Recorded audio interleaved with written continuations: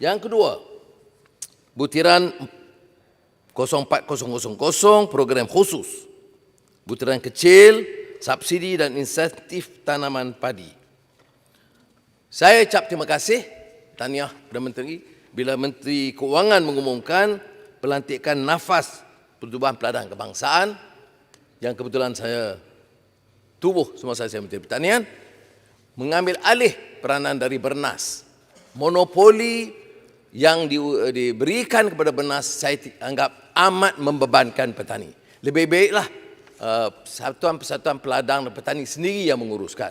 Tetapi saya ingin tekankan, saya percaya yang Bapak Menteri sedia maklum bahawa kalau tidak diawasi, nafas itu pun mungkin akan jadi satu badan korporat baru, di mana lembaga syarikatnya akan fikir soal syarikat-syarikat, anak syarikat dan keuntungan.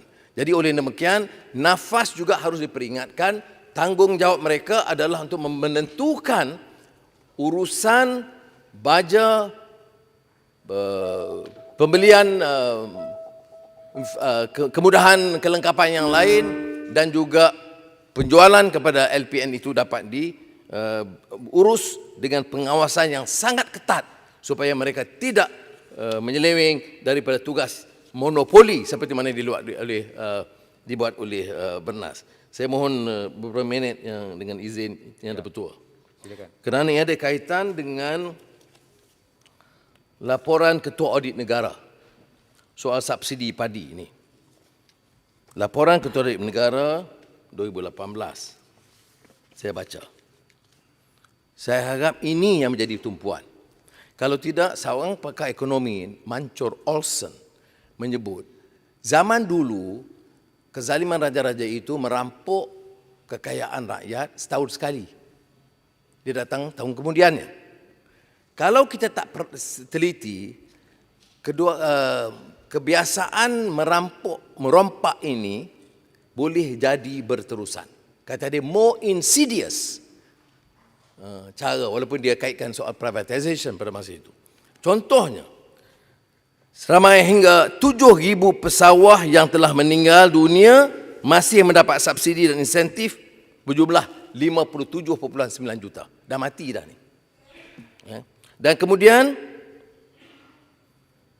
yang tidak wujud dalam sistem mendapat subsidi berjumlah sekitar 28.9 juta.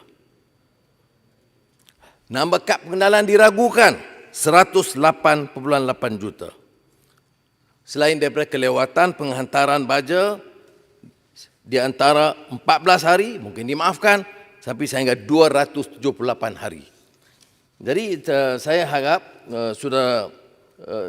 Yang Mohd Menteri dapat memberikan perhatian hal ini kerana ini bertentangan dengan apa yang diumumkan. Yang diumumkan itu belanja besar, tapi keterisan itu lagi besar. Dan pendapatan penanam padi ini kelompok paling miskin dalam negara. Ramai orang bandar, elit bandar, dia tak sedar mengapa kita tekankan perlu membantu golongan paling miskin. Kerana pendapatan mereka itu dianggarkan di antara RM500 sebulan, maksimal RM3,000. Majoritinya itu masih dalam kategori paling miskin di antara RM500 sehingga RM1,000 satu bulan. Jadi kalau kita umumkan puluh bilion subsidi dan kalau ketirisan begini rupa dan Menteri masih memberikan penekanan tentang normal lama, bangunan-bangunan baru, bangunan korporat baru untuk pegawai-pegawai, saya nak tekankan ini adalah bertentangan dengan hasrat penubuhan badan ini dan juga hasrat kita meluluskan peruntukan besar untuk Kementerian Pertanian. Terima kasih. Terima kasih Yang Berhormat.